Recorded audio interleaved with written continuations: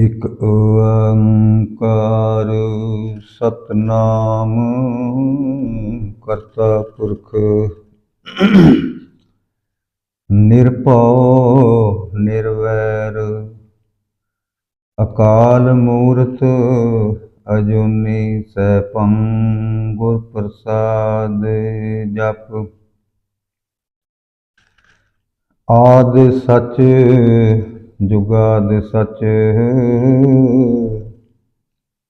ਹੈ ਭੀ ਸਚ ਨਾਨਕ ਹੋਸੀ ਭੀ ਸਚ।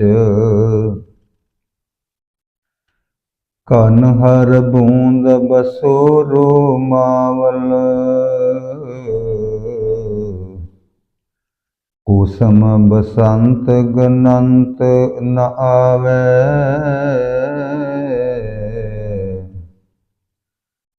ਰਵ ਸਸ ਕਿਰਨ ਉਦਰ ਸਾਗਰ ਕੋ ਗੰਗ ਤਰੰਗ ਅੰਤ ਕੋ ਪਾਵੈ।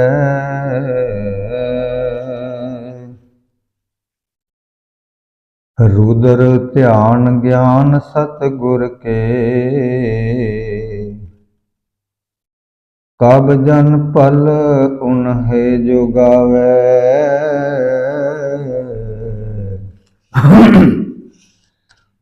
ਭਲੇ ਅਮਰਦਾਸ ਗੁਣ ਤੇਰੇ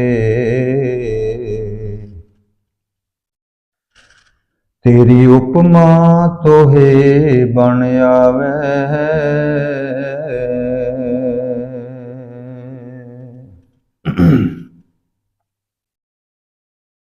जुगो जुग अटल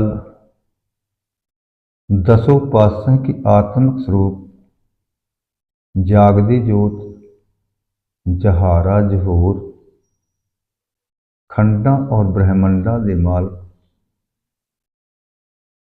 धन धन सतगुरु साहिब श्री गुरु ग्रंथ साहिब महाराज सच्चे पातशाह जी उन्हां दी पवित्र हजूरी दे अंदर जिथे पूर्णमासी होण ते सतगुरु साहिब श्री गुरु ग्रंथ साहिब महाराज सच्चे पातशाह की पवित्र बाणी सर्ब इच्छा पूर्वक श्री आसा जी की वार दे शब्द कीर्तन गाए सुने ने। सतगुरु की पवित्र हजूरी दे विच जुड़ बैठी गुरु रूप साध संगत जी अज सतगुरु श्री गुरु नानक देव महाराज सच्चे पातशाह जी की तीसरी जोत जिन्होंने बड़िया बख्शा गुरु अंगद देव महाराज सच्चे पातशाह जी ने कीतियां ने। महाराज जी ने कहते निमाणिया के मान निताणिया के तान ने ओटिया के ओट ने आसरिया के आसर। बड़िया रहमतां महाराज सच्चे पातशाह जी ने बख्शिश कीतियां। धन श्री गुरु अमरदास महाराज सच्चे पातशाह जी ने उन्हां दा अज महान ज्योति जोत गुरपुरब है। धन श्री गुरु अमरदास महाराज सच्चे पातशाह जी जदों उस अकाल पुरख वाहिगुरु परमेश्वर सच्चे पातशाह के भाने के अंदर अकाल पुरख की रजा के अंदर सतगुरु जदों ज्योति जोत समान तो पहला अपने परिवार नूं अपने कोल इकत्र किया, अपने कोल बिठाया। गुरु अमरदास महाराज सच्चे पातशाह का बहुत बड़ा परिवार क्योंकि गुरु अमरदास महाराज सच्चे पातशाह जी आप चार भरा ने, पुत्र ने, पोतरे ने, पड़पोतरे ने। ਸਾਰੇ ਪਰਿਵਾਰ ਨੂੰ ਆਪਣੇ ਕੋਲ ਇਕੱਤਰ ਕੀਤਾ ਤੇ ਜੋ ਗੁਰਸਿੱਖ ਸੰਗਤਾਂ ਨੇ ਉਹ ਵੀ ਗੁਰੂ ਮਹਾਰਾਜ ਸੱਚੇ ਪਾਤਸ਼ਾਹ ਸਤਿਗੁਰੂ ਅਮਰਦਾਸ ਮਹਾਰਾਜ ਸੱਚੇ ਪਾਤਸ਼ਾਹ ਸਾਰਾ ਪਰਿਵਾਰ ਹੀ ਹੈ। ਪਰਿਵਾਰ ਨੂੰ ਕੋਲ ਬਿਠਾਇਆ ਅਤੇ ਸਾਰੀ ਜਿਹੜੀ ਸਾਰੀ ਦੱਸੀ, ਸਾਰੀ ਜੋ ਪਰਮੇਸ਼ਵਰ ਸੱਚੇ ਪਾਤਸ਼ਾਹ ਦੇ ਚਰਨਾਂ ਦੇ ਵਿੱਚ ਬਿਰਾਜਣਾ ਹੈ ਗੁਰੂ ਮਹਾਰਾਜ ਜੀ ਨੇ।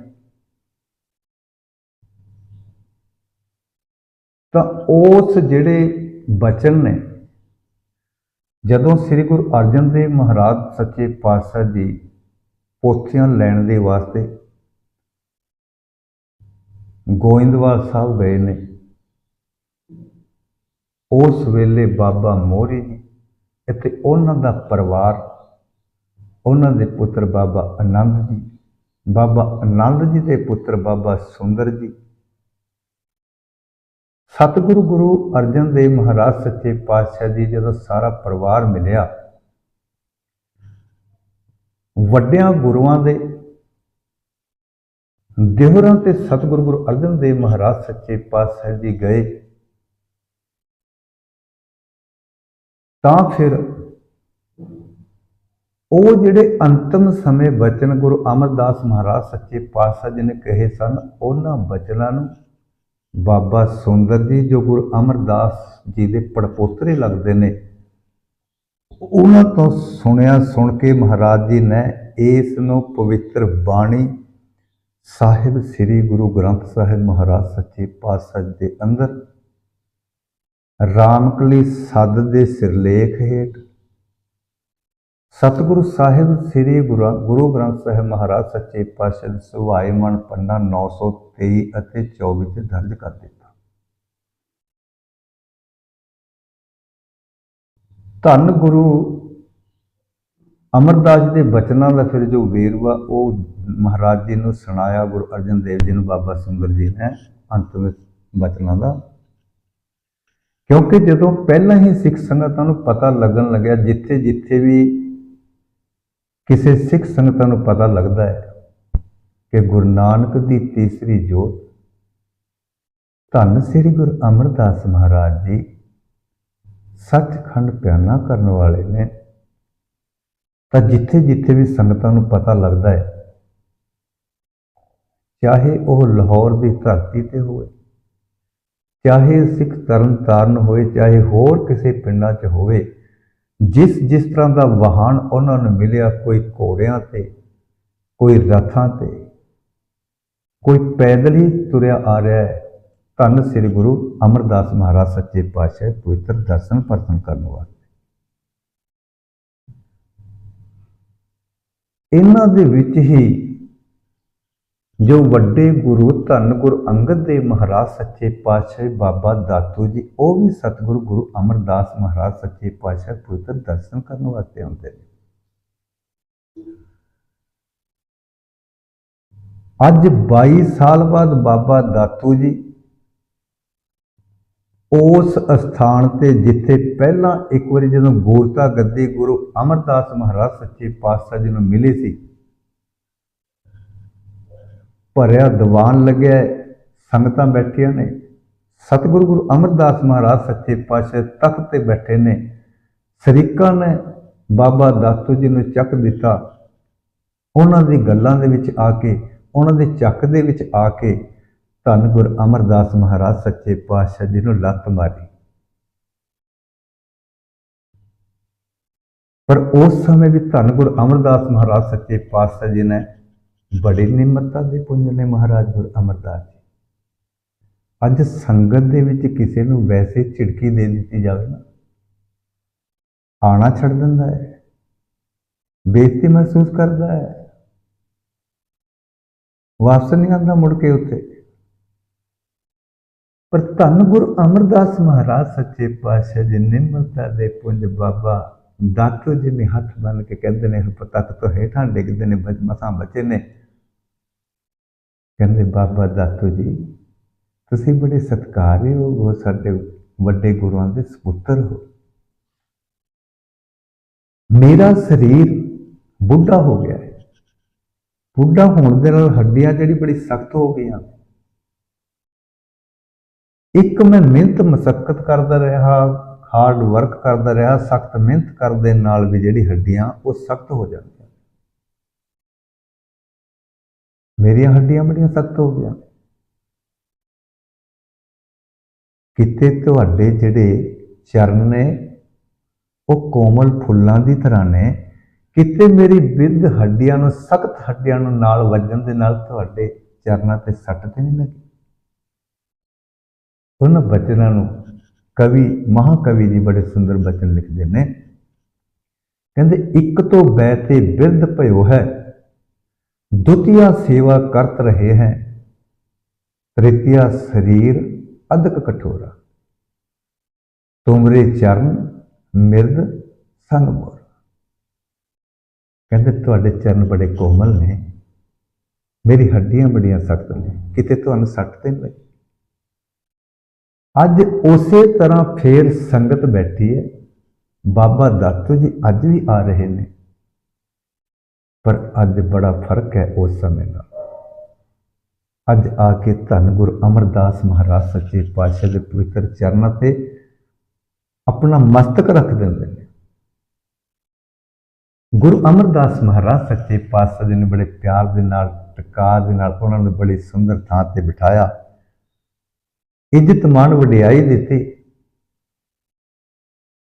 धन गुरु अमरदास महाराज सच्चे पातशाह ने बाबा दातू जी बेनती करन लगे ने, कहंदे महाराज जी जिस दिन दी मैं लोगों की गल्लां दे विच आके, ईरखा दे विच आके, बखिली दे विच आके, अपने साड़े दे विच आके तुहानूं लत मारी है, उस दिन का मेरी लत दे विचों दर्द नहीं जाता।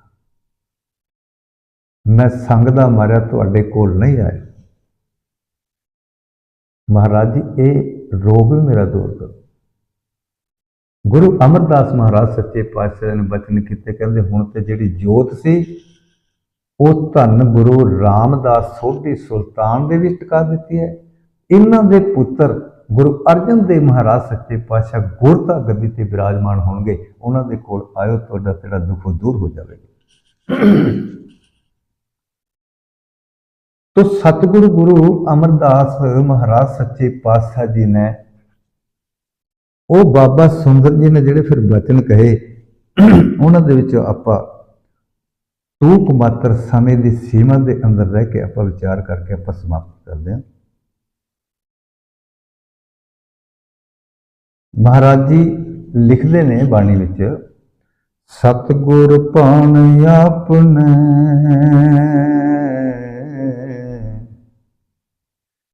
बह परवार सदाया,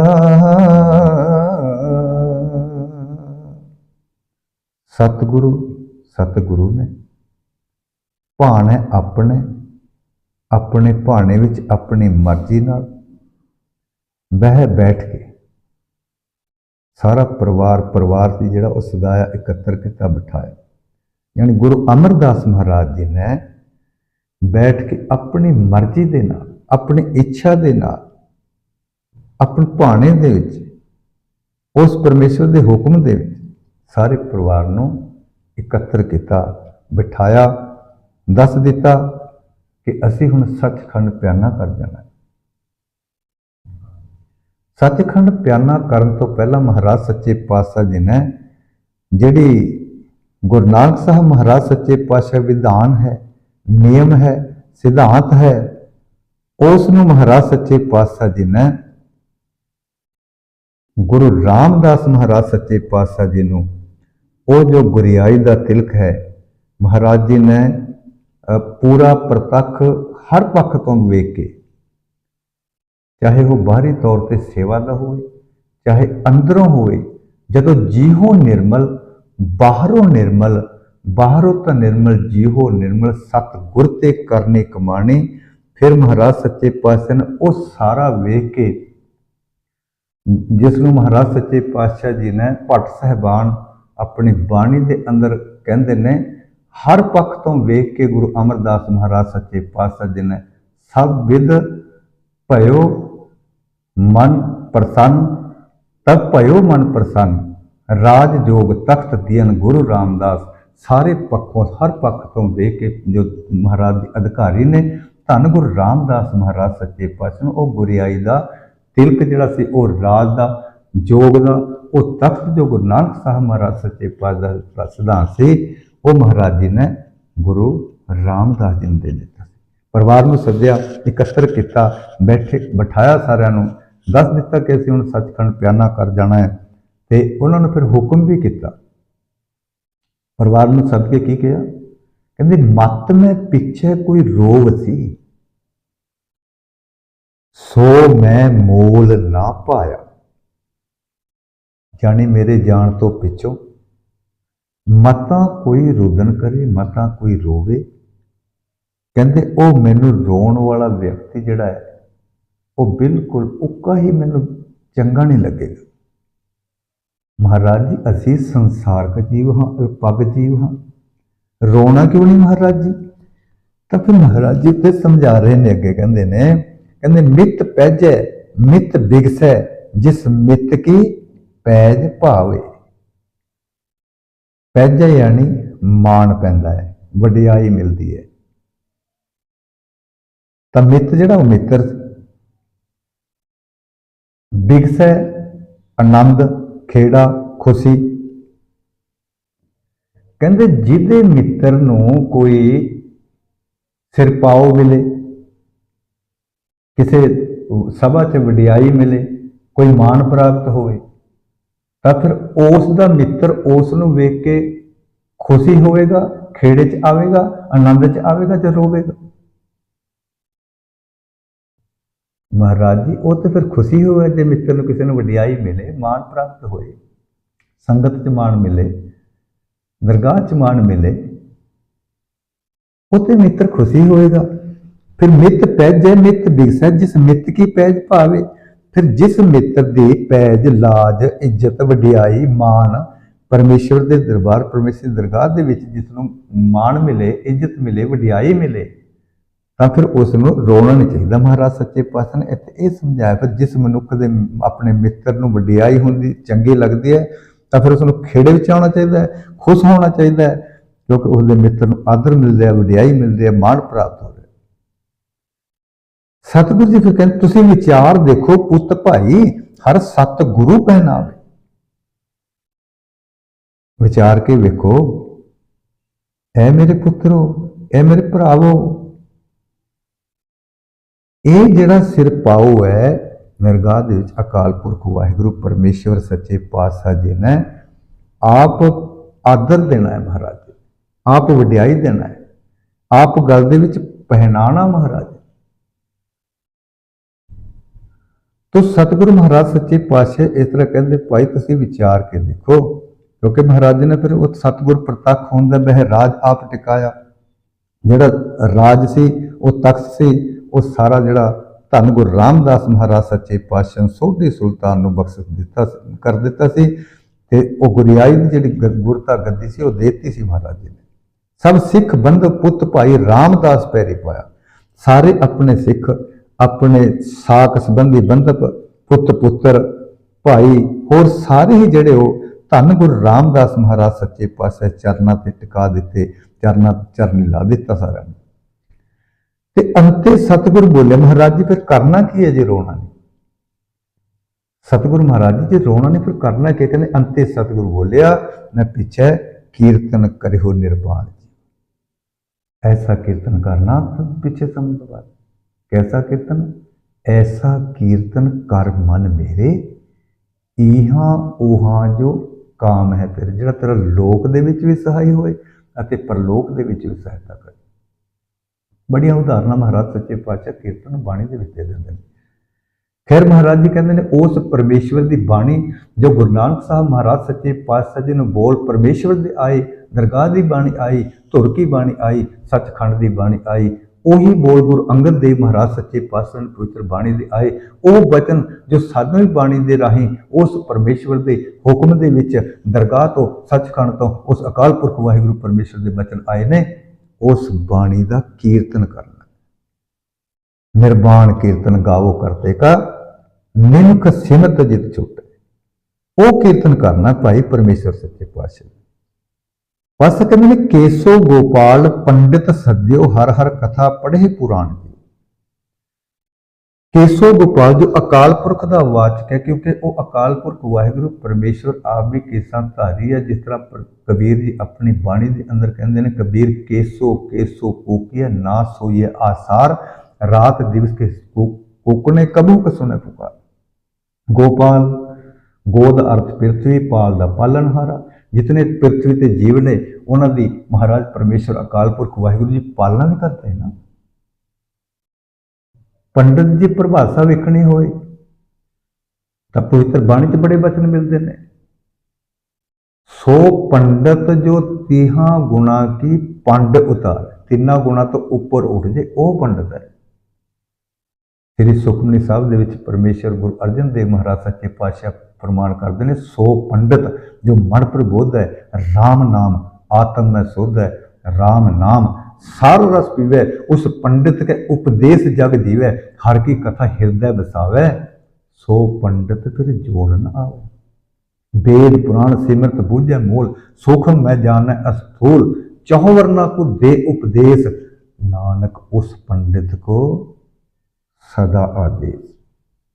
उत्थे ओ महाराज सच्चे पातशाह ने जिहड़ा है बहुवचन दे विच पंडित का जो उच्चारण किया है, उन्होंने फिर सद के कहते गुरसिखां नूं परमेश्वर के प्यारां नूं जो एकमिक होए ने, उन्होंने सद के हर हर कथा, उस हरि की कथा, उस अकाल पुरख वाहिगुरु परमेश्वर की कथा, और अकाल पुरख वाहिगुरु जो सारे जीवां दे प्राणां दा मालक है, जो साडे जिहड़े सवास ने प्राण ने उन्हां दा मालक है, उस परमेश्वर दे उस अकाल पुरख वाहिगुरु हरि की कथा करानी है। सो ऐसे वचन महाराज सच्चे पातशाह जी करके जो ने धन सतगुरु अमरदास महाराज सच्चे पातशाह जी अज दे दिन सूरज किरण मिले, जल का जल हुआ राम, ज्योति ज्योत रली, संपूर्ण थिया राम। जो जल में जल आए खटाना, क्यों ज्योति संग जोत समाना। धन गुरु अमरदास महाराज सच्चे पातशाह जी संगतां ने देखदे लेट के चदर अपने ओढ़ के अकाल पुरख वाहिगुरु परमेश्वर सच्चे पातशाह दे एकमिक हो गए। पानी दे नाल पानी मिल गया, ज्योति दे नाल जोत मिल गई। ऐसे सतगुरां बाबत महाराज सच्चे पातशाह जी जिस तरह भट्ट साहिबान अपनी बाणी के अंदर आप जो पहला सोइया पढ़िया है भी, जिस तरह बसंत रुत दे विच जिहड़े फुੱਲ ने उन्हां दी गिनती नहीं की जा सकती। सूरज अते चंद दीयां किरणां जिहड़ियां ने उन्हां दा कोई अंत नहीं पा सकता। सागर दीयां जिहड़ी लहरां ने उन्हां दा कोई अंत नहीं पा सकता। उन्हां तक शायद कोई अंत पाले। रुद्र ध्यान ज्ञान सतगुर के जय शिव जी जिवें उहदे ध्यान की तरह कोई उन्हां दा तो कोई कहते शायद अंत पा सकता है। सारी चीज़ों का हो सकता है, कोई गिनती कर सकते, पर धन गुरु अमरदास महाराज सच्चे पातशाह जी भले अमरदास गुण तेरे, तेरी उपमा तोहे बनया, तेरी उपमा तेरी वडियाई। महाराज सच्चे पातशाह जी बड़े सुंदर वचन भट्ट साहिबान एक तो होर करते हैं। गुरु अमरदास की अकथ कथा है, एक जी कछ कही ना जाए। ऐ गुरु अमरदास महाराज सच्चे पातशाह जी अकथ कथा यानी कथी ना जा सके। बड़ी बेअंत वडियाइयां महाराज जी तुहाडियां। एक जीवा दे नाल मैं तुहाडे किहड़े-किहड़े गुणां दा वर्णन करां। तो इसी तरह भाई नंद लाल जी बड़ा सुंदर वचन करते हैं। वो लिखते ने, दो आलम गुलाम सच्चे हयद हजार, फजालो करामस फजू अज सुमार। जानी दो जहान ते की हजारां जहान उस दे सेवादार हैं। उस दियां वडियाइयां ते बजुर्गियां बेअंत हैं। महाराज सच्चे पातशाह धन गुरु महाराज अमरदास महाराज सच्चे पातशाह ते भाई गुरदास जी बड़े सुंदर फरमान करते हैं। गुर बैठा अमर स्वरूप होए, गुरमुख पाई दात इलाही, फेर वसाया गोइंदवाल, अचरज खेल न लखिया जाई, दात जोत खसमै वडियाई। ਇਹ ਵਡਿਆਈ ਖਸਮ ਅਕਾਲ ਪੁਰਖ ਵਾਹਿਗੁਰੂ ਪਰਮੇਸ਼ਰ ਜੀ ਦੀ ਹੈ। ਸੱਚੇ ਪਾਤਸ਼ਾਹ ਧੰਨ ਗੁਰ ਅਮਰਦਾਸ ਮਹਾਰਾਜ ਸੱਚੇ ਪਾਤਸ਼ਾਹ ਤੁਹਾਡੇ ਗੁਣਾਂ ਦਾ ਬੇਅੰਤ ਗੁਣ ਨੇ ਮਹਾਰਾਜ ਜੀ ਤੁਹਾਡੇ। ਇਹ ਨਿਮਾਣਿਆਂ ਦੇ ਮਾਣ ਜਿਹਦਾ ਕੋਈ ਮਾਣ ਨਹੀਂ, ਇਹ ਮਹਾਰਾਜ ਜੀ ਤੁਸੀਂ ਨਿਤਾਣਿਆਂ ਦੇ ਤਾਣ ਜਿਹਦਾ ਕੋਈ ਤਾਣ ਨਹੀਂ, ਉਹਦਾ ਤਾਣ ਤੁਸੀਂ। ਜਿਹਦਾ ਕੋਈ ਆਸਰਾ ਨਹੀਂ, ਨਿਆਸਰਿਆਂ ਕੇ ਆਸਰੇ, ਜਿਹਦੀ ਕੋਈ ਓਟ ਨਹੀਂ, ਨਿਓਟਿਆਂ ਕੇ ਓਟ ਸੱਚੇ ਪਾਤਸ਼ਾਹ ਧੰਨ ਗੁਰ ਅਮਰਦਾਸ ਮਹਾਰਾਜ ਸੱਚੇ ਪਾਤਸ਼ਾਹ ਤੁਸੀਂ। ਸੋ ਅੱਜ ਦੇ ਦਿਨ ਭਾਦਰੋਂ ਸੁਦੀ ਪੂਰਨਮਾਸੀ ਸੰਮਤ 1631 ਨੂੰ ਗੋਇੰਦਵਾਲ ਸਾਹਿਬ ਵਿਖੇ ਧੰਨ ਸ੍ਰੀ ਗੁਰੂ ਅਮਰਦਾਸ ਮਹਾਰਾਜ ਸੱਚੇ ਪਾਤਸ਼ਾਹ ਜੀ ਜੋਤੀ ਜੋਤ ਸਮਾ ਗਏ। ਤਾਂ ਫਿਰ ਉਹਨਾਂ ਦੇ ਪੰਚਭੂਤ ਸਰੀਰ ਦਾ ਜਿਹੜਾ ਸੀ, ਜੋ ਸਰੀਰ ਮਨੁੱਖੀ ਜਾਮਲ ਸਰੀਰ ਹੈ,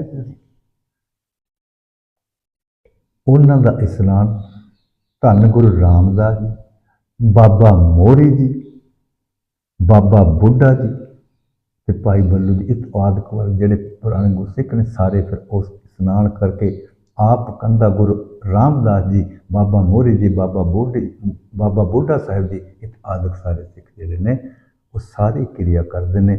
ਧੰਨ ਗੁਰੂ ਅਮਰਦਾਸ ਮਹਾਰਾਜ ਸੱਚੇ ਪਾਤਸ਼ਾਹ ਜੀ ਆਪ ਜੀ ਦੇ ਚਰਨਾਂ ਤੇ, ਆਪ ਦੀ ਪਵਿੱਤਰ ਬਾਣੀ ਤੇ ਕੋਟਾਨ ਕੋਟ ਨਮਸਕਾਰ ਹੈ।